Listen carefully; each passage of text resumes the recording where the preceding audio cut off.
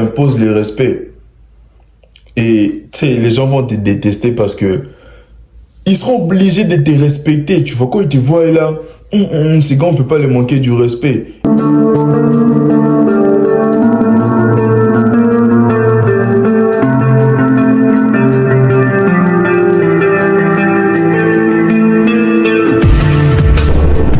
Ouais les gars, ça vaut quoi? J'espère que vous allez bien parce que moi ça va parfaitement bien. Aujourd'hui, je vais vous parler d'un sujet très essentiel qui est l'art de se faire respecter.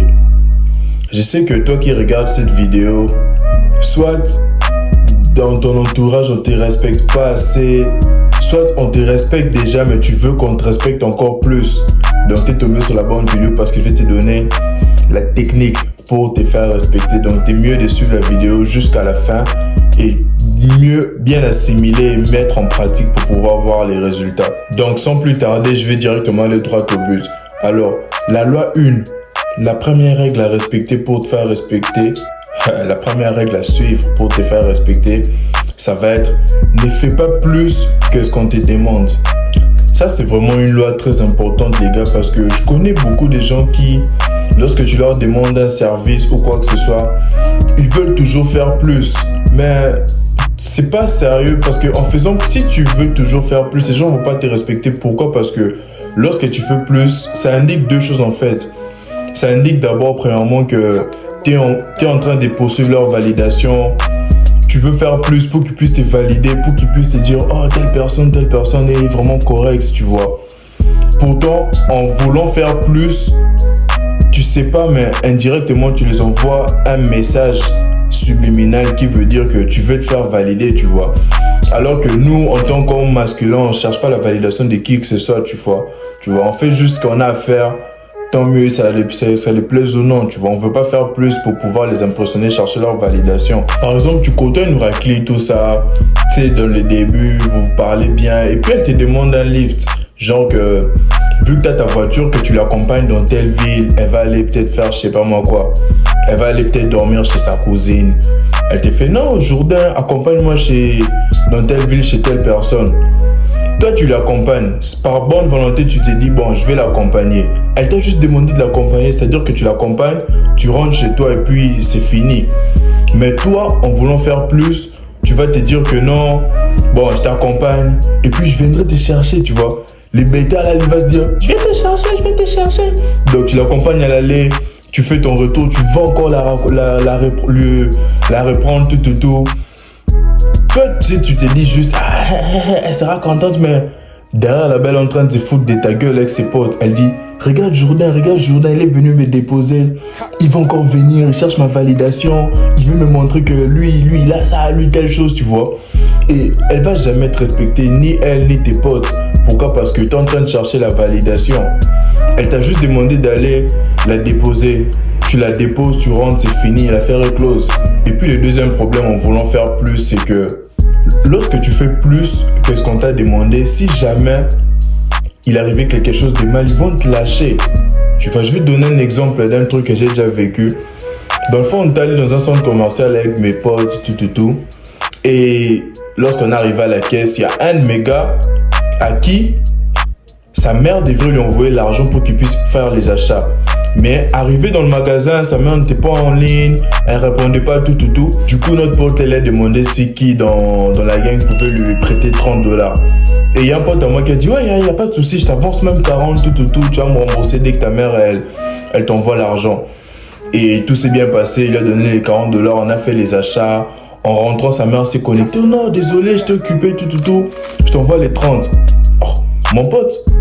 Quand mon pote lui a renvoyé à l'autre gars les 30, mon pote lui a fait que non, je t'avais prêté 40 et non 30, tu sais, il manque comme 10, tout. Et puis, tu sais, les gars lui répondent quoi? Que non, moi, je t'avais juste demandé $30, tu vois. Oh, tu sais, j'ai vu, tu sais, les humains sont des ingrats, tu vois. Ils peuvent te demander un service et lorsque tu fais plus, s'il arrive quelque chose de mal, ça te risque péril. Je peux t'accompagner à tel endroit. Tu me dis, dépose-moi dans telle ville. Et moi, je veux te déposer jusqu'à l'adresse vraiment où tu veux aller. Et si arrivé là-bas, il se passe un accident, l'humain n'est pas chill, tu vois. La personne va dire que Moi, je t'avais juste demandé de m'accompagner dans la ville. Tu pouvais me laisser au centre-ville, tout. Mais t'as voulu venir ici, c'est ton problème. Genre, ça te risque. Le même méchant, tu vois. Voilà pourquoi t'es mieux de pas faire plus que ce qu'on te demande. D'abord pour se faire respecter. Et deuxièmement pour éviter de voir vraiment les vrais visages des gens. Et lorsque je dis de pas faire plus que ce qu'on te demande de faire, ça va de pair aussi avec ne pas dire plus que ce qu'on te demande en fait.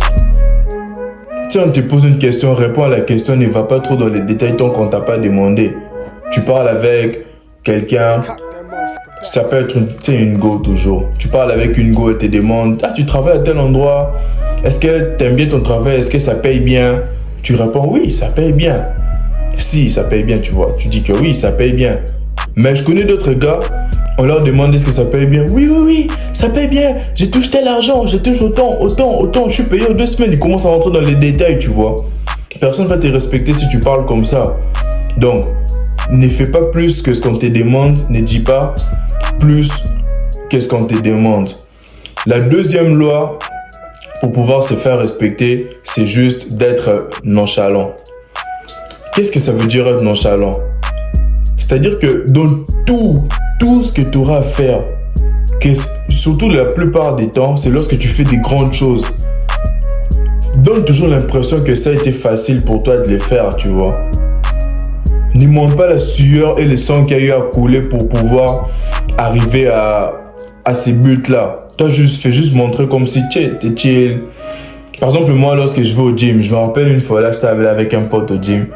Tu sais, soulever ses poids tranquillement, à sa charge. Moi aussi, de mon côté, j'avais mes poids, tu vois, bien lourds, tout. Mais je pratiquais vraiment la nonchalance, j'ai pris mes poids. Tu sais, je soulève. Honnêtement, je sais que c'est lourd, tu vois, t'as même envie de péter tellement c'est lourd. Mais je monte pas ça, tu vois, je suis pas genre... tout, non, juste tranquille, tu vois. Et lorsque les gens te voient faire ça, ils se disent que... ce gars, c'est du lourd, hein. Ça se voit que si vraiment il donne toute sa force, il pourrait prendre plus lourd que ça, tu vois.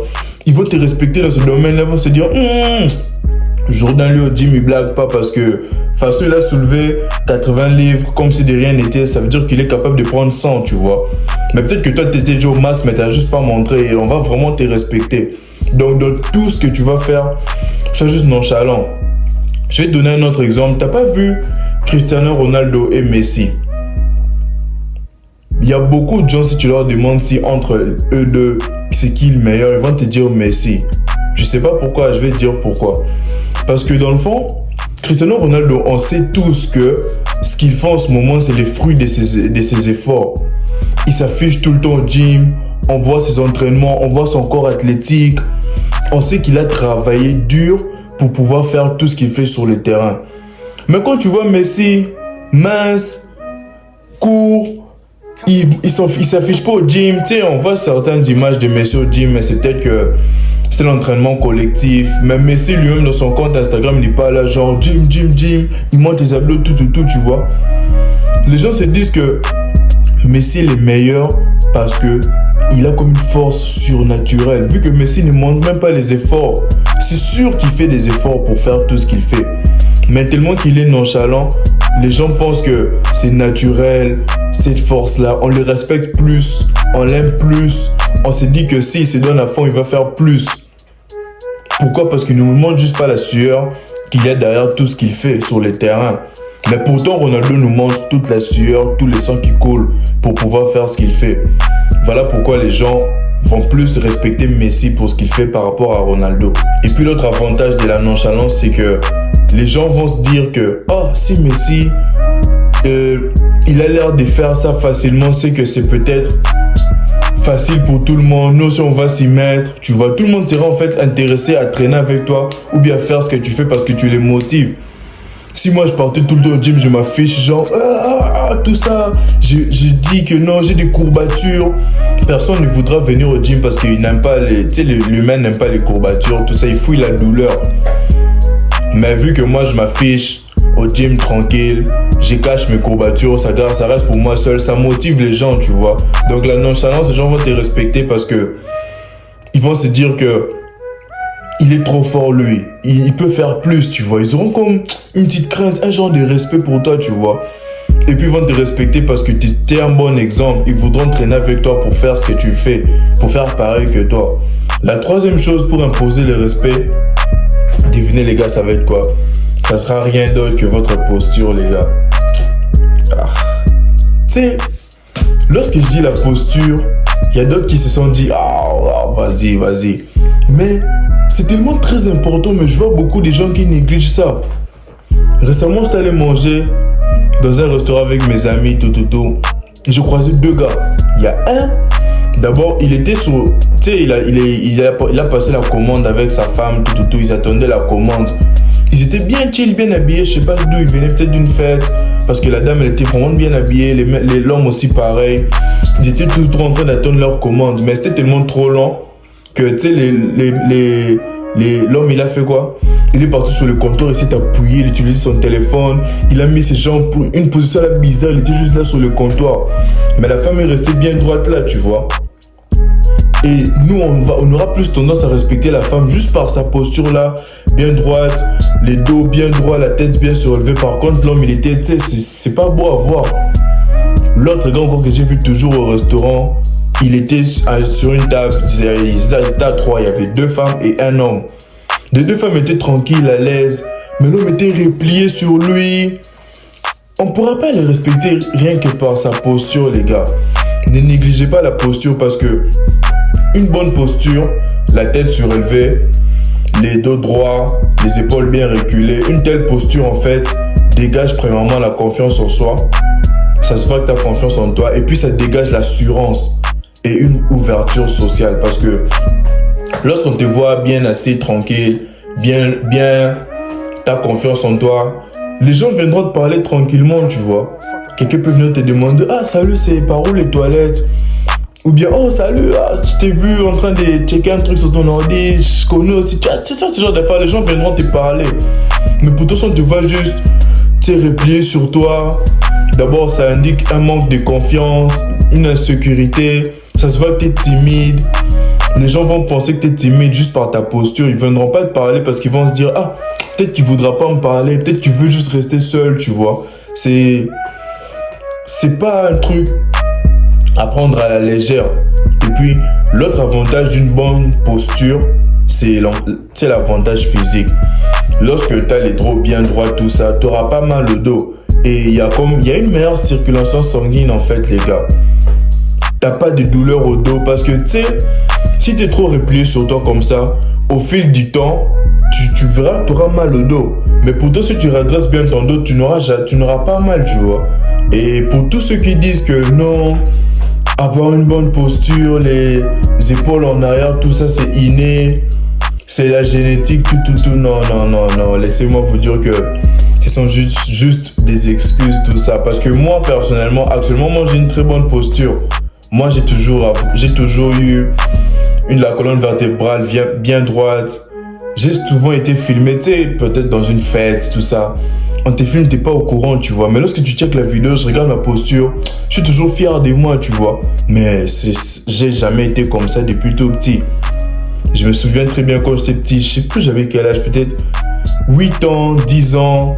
Ma tante, la sœur à mon père, ma tante, elle me relevait tout le temps les dos, vu que j'étais tout le temps courbé. Même lorsque je jouais au foot, tout, elle venait, elle me disait, Chris, faut relever ta colonne vertébrale. Elle me forçait à faire ça. Je trouvais ça bizarre en fait, j'étais pas habitué, tu vois. Donc, ce qui prouve que c'est pas inné. Même si tu as une colonne vertébrale, un peu tout ça, c'est toujours possible d'arranger ça. Et là, je vais encore te parler d'un autre truc qui pourra t'aider à redresser ta colonne vertébrale et tes épaules. Tu sais, lorsqu'on parle de l'entraînement, vous fouillez, il y a beaucoup qui négligent. Lorsqu'on parle d'entraînement, ils commencent à suivre la vidéo pour passer à autre chose. Mais c'est très important. Pourquoi? Parce que, tu sais, un truc qui peut aussi pencher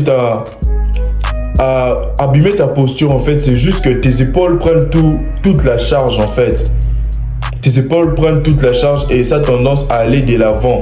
Pourtant, lorsque tu vas au gym, tu travailles l'arrière des épaules. Ça peut être avec comment on appelle ça? L'exercice là en forme d'oiseau toutou pour travailler l'arrière des épaules. Ça va faire que ça va muscler l'arrière des épaules et ça va prendre la charge de l'épaule. Ce qui fait que ça n'enverra plus toute la charge en avant. Et ça va de même pour le dos. Lorsque ton dos a tendance à se replier, si tu fais bien tes exercices pour bien muscler le dos, ton dos va comme se reculer en arrière. Parce que moi, personnellement, c'est ce que j'ai fait. Parce que je vois de nos jours là, il y a comme des cordes là, il y a comme des trucs qui vont t'aider à redresser ta colonne vertébrale. C'est une ceinture là que tu portes et puis ça te fait ça, tout. C'est pas tellement bien parce que tu forces ton corps en fait. C'est comme si toi, on t'obligeait de rester la bouche ouverte. T'es pas habitué et au fil du temps, t'auras mal. Mais pourtant, si c'est naturellement, ça va aller mieux. Moi, avant de commencer à le gym, moi, j'avais toujours mon dos courbé. Ça encore, c'est un autre truc que je peux jamais oublier. Lorsque je partais à l'école, il y avait une de mes cousines, vu que ma cousine, on fréquentait dans la même école, tout. Elle me disait tout le temps, Chris, t'as l'air d'un vieux qui est fatigué de la vie, tout le temps comme ça. Genre les dos pliés, tu marches les dos pliés, tout. J'entendais, tu sais, mais avec le temps, lorsque j'ai commencé à me mettre au gym, je partais pas avec les intentions de relever ma colonne vertébrale, mais juste en travaillant mon dos et mes épaules, j'ai bien musclé tout. J'ai bien musclé ça, ce qui fait que naturellement, j'ai une très belle posture. Et avec une posture pareille, même lorsque tu entres dans une pièce, tu parles pas, mais juste par ta posture, tu imposes le respect. Et tu sais, les gens vont te détester parce que ils seront obligés de te respecter. Tu vois, quand ils te voient là, ces gars, on peut pas les manquer du respect. Et ils seront obligés de te respecter. Ça encore, c'est un autre sujet, tu vois. C'est l'une des causes pourquoi les gens aussi te détestent. C'est parce qu'ils sont obligés de te respecter, tu vois. Et puis, un autre truc encore, toujours sur la posture. Là maintenant, c'est lorsque tu t'assois. Lorsque tu t'assois sur une chaise, tes jambes doivent être à la largeur de tes épaules. C'est-à-dire que c'est pas que tu t'assois, t'as les jambes full écartées. Genre tes épaules sont là, mais tes jambes sont parties comme ça. Non. Ni trop rentrer vers l'intérieur, tu t'assois, on dirait une raclie qui avait porté une jupe. Non, c'est pas ça. Tu t'assois juste tranquille, que tes jambes soient sur la même ligne. Tu sais, vraiment parallèle en fait à tes épaules. Avec une posture bien droite, tu t'assois juste comme ça. Ça impose le respect. Et tu sais, ces conseils, c'est pas rien que pour les hommes. Ça va de même pour les femmes. Les femmes qui s'assoient repliées, tout, ça montre ça. Ça fait paraître qu'elle est timide, tu vois. Les gens voudront même plus vraiment vous accoster. Ils vont se dire, peut-être que la femme ici, elle est timide, elle veut pas parler, tu vois. Ayez toujours une belle posture, que ce soit un homme ou une femme. Asseyez-vous correctement. Faites vraiment très attention sur votre posture parce que ça en dit long sur la manière à laquelle les gens vont vous voir et s'ils vont vous respecter ou pas. Donc les gars, c'est un peu ça les buts de la vidéo. Pour faire un petit résumé de tout ce que j'ai dit, c'est pour te faire respecter. Premièrement, tu dois pas faire plus que ce qu'on te demande de faire. Et deuxièmement, tu dois être nonchalant. Ne pas montrer la sueur et les sangs qu'il y a eu à couler derrière tes efforts. Fais juste paraître tout ce que tu fais, juste tranquille, naturellement. Et la troisième chose, ça va être avoir une bonne posture. Toujours faire attention sur sa posture. Et tout ça, mettez ça en pratique dans vos vies en fait. C'est pas une course. Ne vous pressez pas, ne vous mettez pas la pression. C'est comme un long voyage en fait. Commencez à appliquer ces choses une à une et avec les temps, ça va donner des résultats. Si vous êtes patient, ça donnera des résultats. Et tu sais, sur le respect, il y a vraiment beaucoup de sujets, il y a beaucoup de lois à appliquer pour te faire respecter.